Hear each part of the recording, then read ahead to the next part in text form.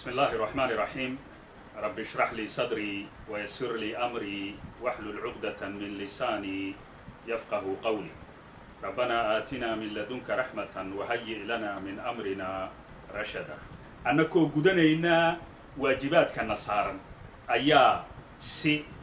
حلكسنما أي كجرتو سي قرادو كجرو أيا وحان لحريني حكومة جيبوتي أنكو ورقدقني وزارة الرمها قدها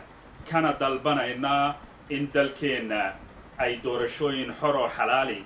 أي كدعان ومدري جيبوتينا حق أي أولادهاي إن أي دوران كرتو عدة أي ربطو كو دوران كرتو سي مدح بنان كو دوران كرتو سي عدالة كو دوران كرتو سي حلالة ويل أما قبض عدي أي ربطو إنay hogaamiso sidoo kale taliska warqadda aynu qornay waxaan ku xusnay kormeerayaashii golaha midowga Afrika ee sanadadii 2013 2016 2018 oo soo jeediyay in dib loo eego waxna laga bedelo hanaanka doorashooyinka ee dalkeena annako marxaati ka dhiganayna ummadda reer Djibouti iyo caalamka ayaa waxaan si xilkasnimo si garaadnimo si siyaasada si waayeelnimo kaga dalbanay taliska in doorashooyinka ka dhici doona dalkeena sanadka soo socda in doorashadaasi ay u dhacdo si xalaala si xora oo cadaalada marxaatina ay ka yihiin ummadda reer Djibouti iyo caalamkuba sidoo kale waxaan ugu yeedhnay taliska in uu ka foojignaado waxyaabihii na soo maray ee taariikhdu ayna bartay dalkeenu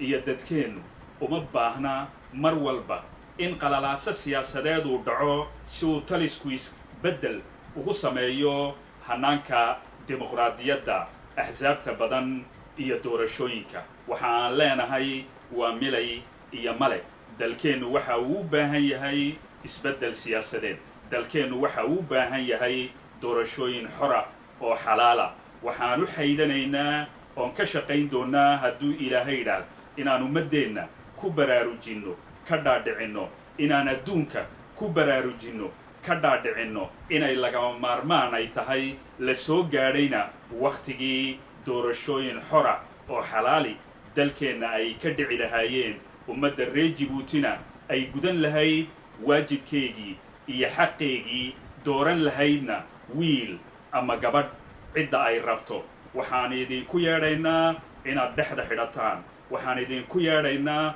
inaad heegan ahaataan waxaan idinku yeedhaynaa inaad isdiyaarisaan si dalkeenna doorashooyin xora oo xalaali ay uga dhacaan taliska gaar ahaan Ismaaciil Cumar iyo inta la joogtana waxaan ugu yeedhaynaa xilkasnimo waxaan ugu yeedhaynaa dalkeenu uma baahno khalkhal uma baahno qalalaase uma baahno burbur dalkeenu wuxuu u baahan yahay midnimo qaran dalkeenu wuxuu u baahan yahay nabad dalkeenu wuxuu u baahan yahay xasilooni dalkeenu waxa uu ku yaalaa meel halisa Yemen markaad aragtid Soomaaliya markaad aragtid Eritrea markaad aragtid Ethiopia markaad aragtid dalkeenu waa meesha kaliya ee xasiloon inaan gamcaha isqabsano innaka oo mida innaka oo nabada dalkeenna iyo dadkeenna ilaashanayna ku fara adeygayna inaan hadduu ilaahay yidhaahdo ay ka dhacdo doorashooyin xor ah